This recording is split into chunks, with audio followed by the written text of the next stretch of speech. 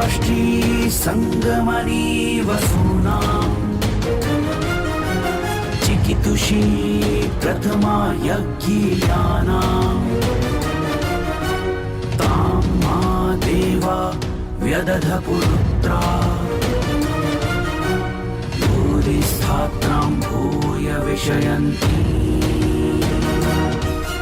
भारत विक्रम भारत वर्ष की अक्षय कीर्ति गाथा।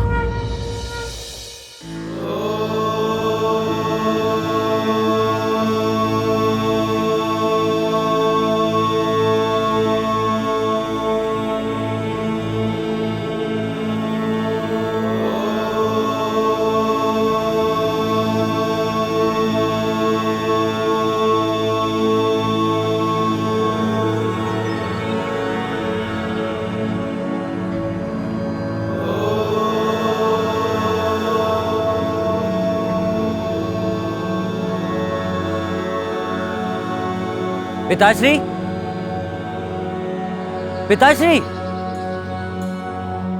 लगता है ध्यान में है। हाँ पुत्र। प्रणाम माता। मैं बस पिताश्री। हाँ पुत्र, मैं जानती हूँ तुम मुनिवर से भेंट हेतु आए हो, परंतु वे अभी ध्यान में हैं। माता, विगत कई दिनों से वे आश्रम की ओर नहीं आए। क्या पिताश्री निरंतर ध्यान में हैं? हाँ पुत्र, और ये ध्यान अब मुझे चिंतित कर रहा है।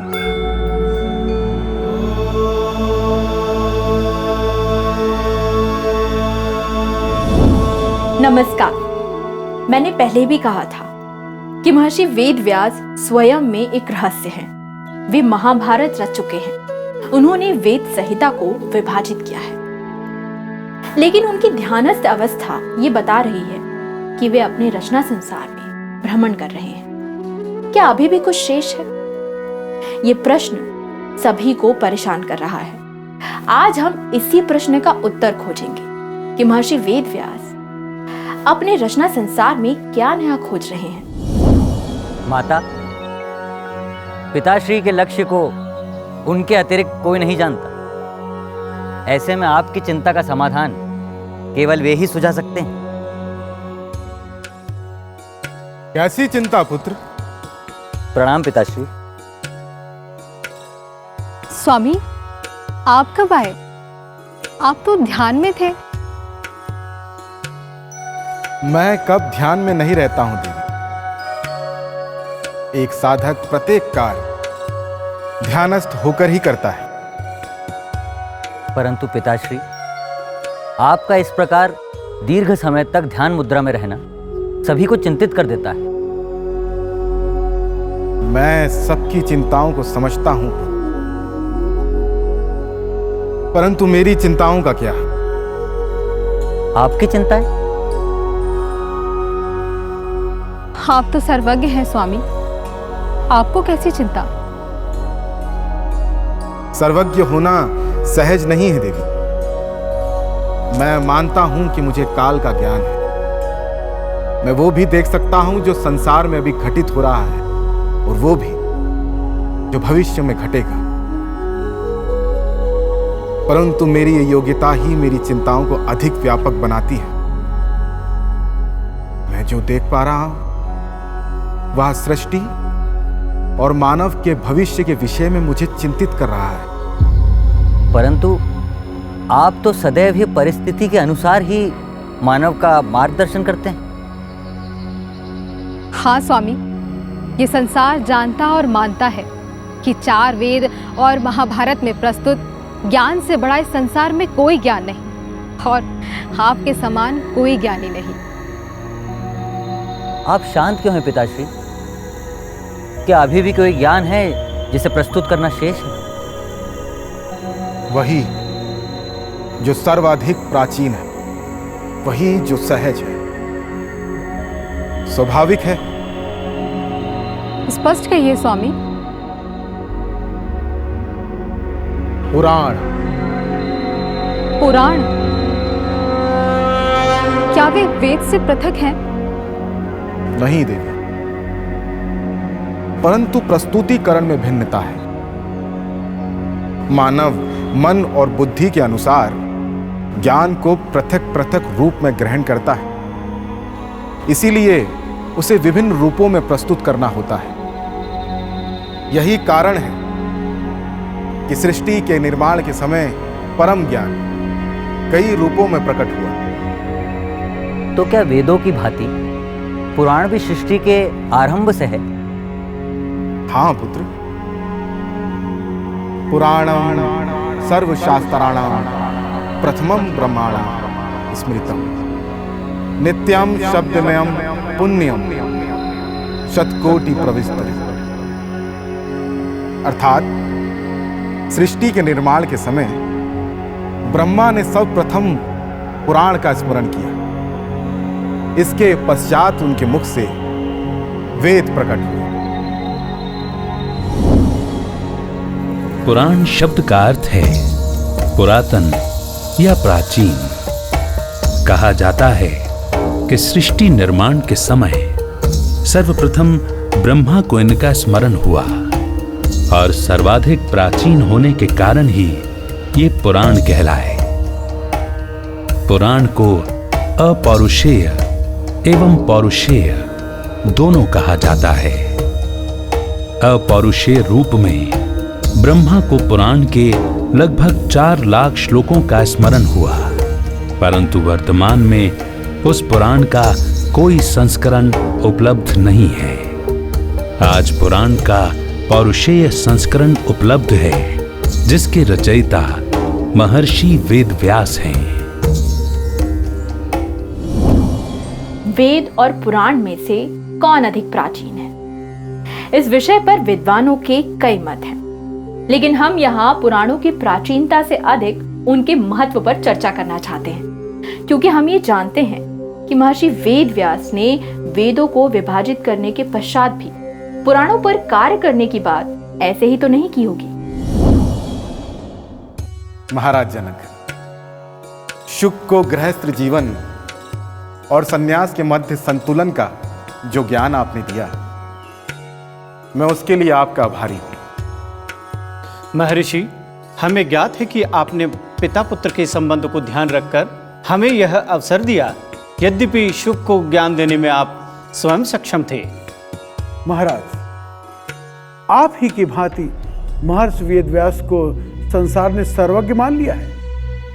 यही कारण है वे आज वैदिक ज्ञान के समक्ष चुनौती बन गए हैं। अभी यह सिद्ध नहीं हुआ है ऋषि श्रेष्ठ कि वेद और पुराण एक दूसरे के प्रतिद्वंदी हैं या सहयोगी। आप अनुमति तो दें, सिद्ध भी हो जाएगा। मेरा प्रथम प्रश्न महर्षि वेदव्यास, जो ब्रह्म से जुड़ा है, परम ज्ञान से जुड़ा है, उसे आप सहज करने की इच्छा क्यों रखते हैं? क्योंकि यही उचित है आचार्य। आप भी जानते हैं, सूर्य जिस प्रकार प्रकाश देते समय भेद नहीं करता, उसी प्रकार परम ज्ञान पर भी सभी का अधिकार है। पुराण अति विशाल है, उन्हें समझने और धारण करने की क्षमता सभी में नहीं है। सत्य कहा। हाँ, उचित प्रश्न है। अति विशाल है तो संपादित और संक्षिप्त करेंगे। पुराण में प्रस्तुत कथाएं बिखरी हुई हैं, तो उन्हें खोज कर संग्रहित करेंगे। परंतु कैसे? पुराण का विषय निर्धारण असंभव है। हाँ, ये असंभव है। मुनिवर, महर्षि ने इस असंभव को संभव कर दिया है। पुराण के ज्ञान को महर्षि ने 5 विषयों में बांटा है: सर्ग, प्रतिसर्ग, वंश, मनवंतर और वंशानुचरित।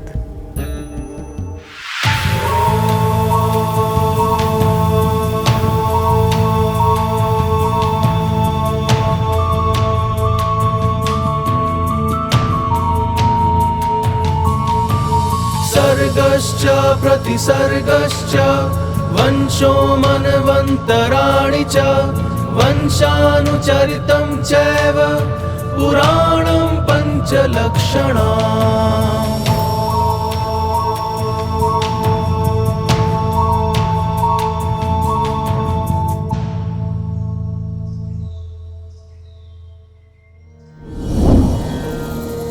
पुराण का संपूर्ण ज्ञान मूलतः 5 विषयों में वर्गीकृत किया जा सकता है। पुराण में प्रस्तुत इन 5 विषयों को विस्तार दें तो सर्ग का अर्थ है सृष्टि। इसके अंतर्गत संसार और उसके विभिन्न पदार्थों की उत्पत्ति की चर्चा है। ये सृष्टि कैसे बनी, इसका उत्तर देता है। दूसरा है प्रतिसर्ग। यह सर्ग सृष्टि का विपरीत है, अर्थात प्रलय तथा पुनः सृष्टिकरण से संबंधित व्याख्याएं प्रतिसर्ग में है। तीसरा है वंश, जिसके अंतर्गत देव, ऋषि एवं मनुष्यों की संतान परंपरा का उल्लेख है। यह असाधारण रूप से संसार का मानव इतिहास प्रस्तुत करता है। चौथा है मनवंतर, जिसमें सृष्टि की काल गणना को समझाया गया है। सृष्टि निर्माण और मानव सभ्यता के विकास का समयानुसार पूरा क्रम यहां मिलता है।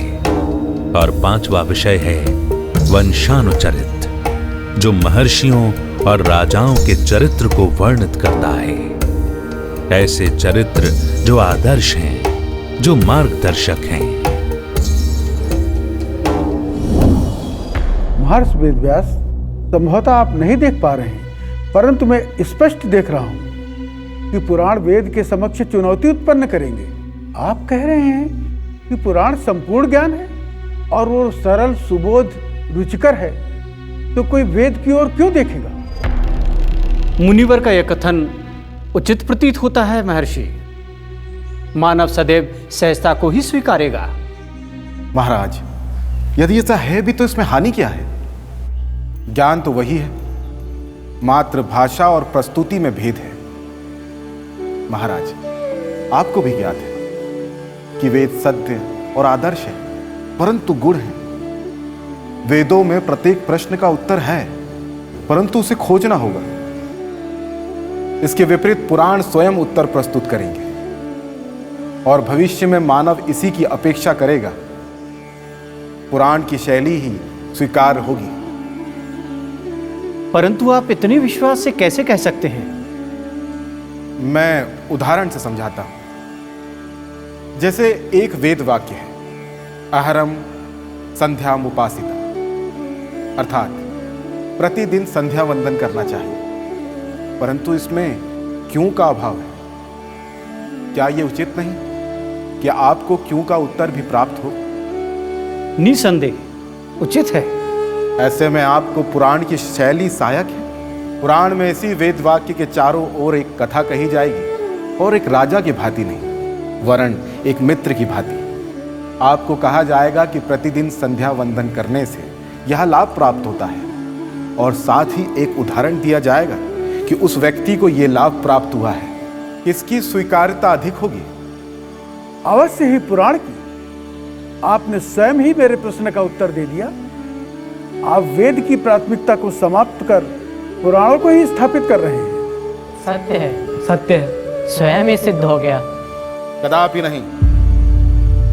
मेरा उद्देश्य मात्र इतना है कि परम ज्ञान जन जन तक पहुंचे, वो भी उन्हीं के समझ के स्तर पर। ज्ञान ही प्राथमिकता है, उसका स्वरूप या उसकी शैली नहीं। महर्षि वेद व्यास का कथन सत्य है, क्योंकि ब्रह्मा जी के स्मरण में पुराण का एक विस्तृत रूप था, जिसे समझा और सरल रूप में समझाया। एक व्यक्ति का इतने विशाल ज्ञान को 18 पुराणों में संकलित करना अद्भुत है, और यही कारण है कि लोग वेद व्यास को एक व्यक्ति नहीं बल्कि एक परंपरा मानते हैं। उनका आश्चर्य और अविश्वास स्वाभाविक है, क्योंकि 18 पुराणों से ज्ञान और विज्ञान का कोई भी प्रश्न अछूता नहीं रहा।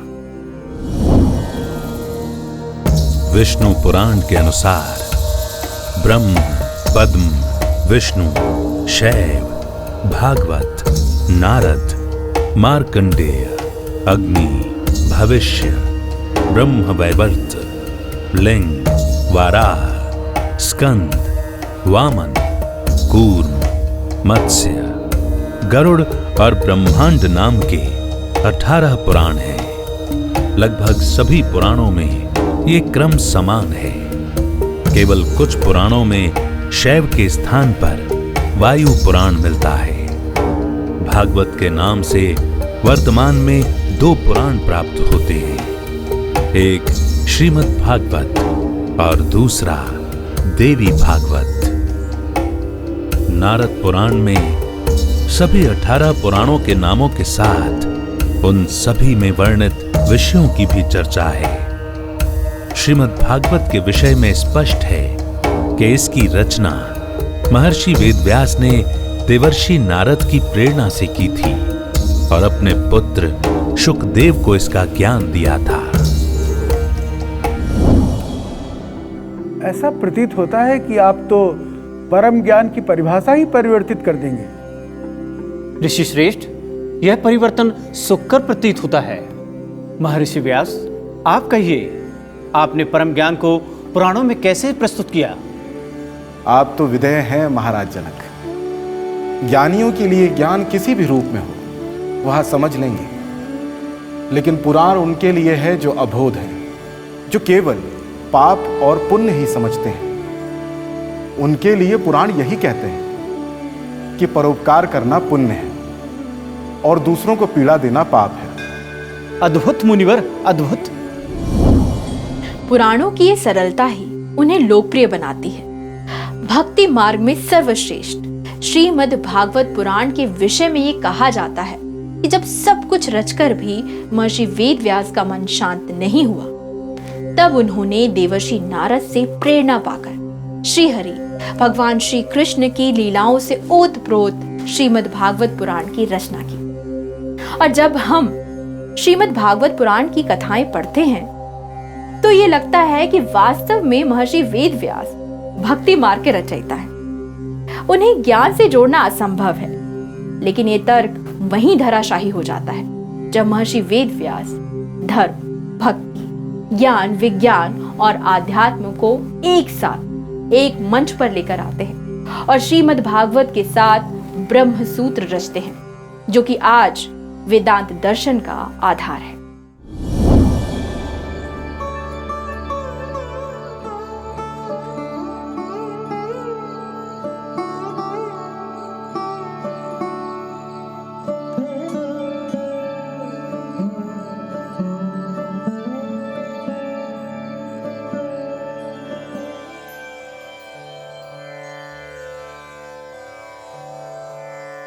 स्वामी, मैं थक चुकी हूँ। आप इतना कहिए कि परमात्मा के दर्शन संभव हैं? क्या वह साकार हैं? देवी, यदि परमात्मा साकार ना हो तो उपासना का कोई अर्थ ही नहीं रह जाएगा। उपासना से वो प्रत्यक्ष होते हैं और उनके दर्शन संभव। परंतु स्वामी, आप 2 मार्ग दिखाते हैं। एक और परब्रह्म को जगत से भेद करते हैं, उन्हें मानव समान साकार बताते हैं, और वहीं दूसरी ओर उन्हें अभेद कहते हैं, निराकार कहते हैं। सत्य क्या है स्वामी? दोनों देवी।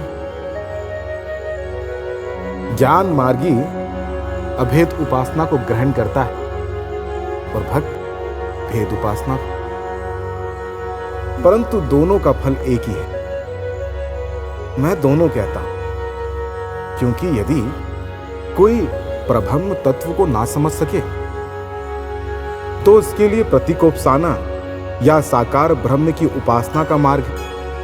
आप इतना स्मरण रखें कि मार्ग कोई भी हो, परंतु समर्पित उपासना से ही परमात्मा की प्राप्ति संभव है।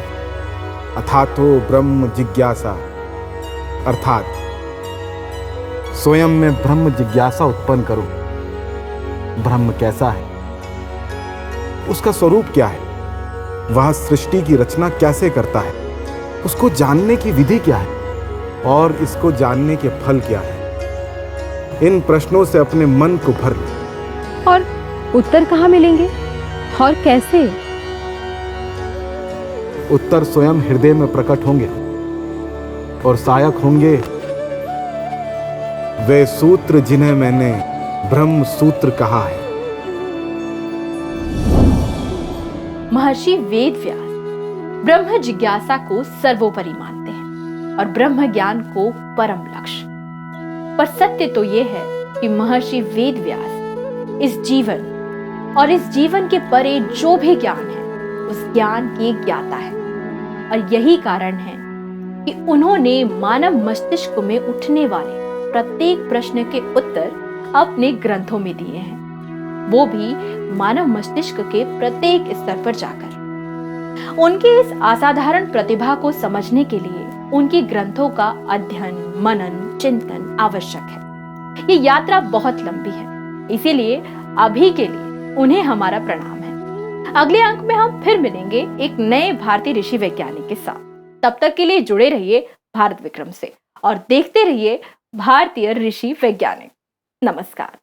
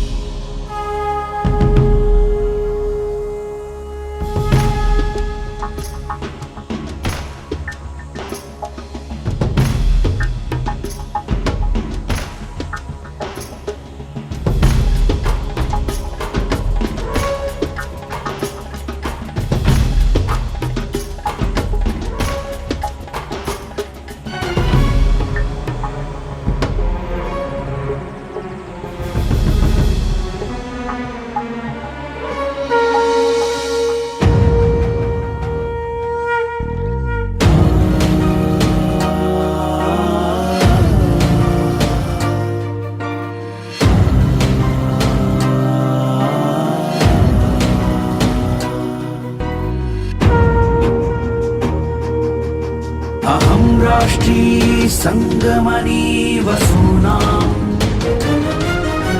चिकितुषी प्रथमा यज्ञियानां तां मा देवा व्यदध पुरुत्रा भूरिस्थात्रां भूय विषयन्ति।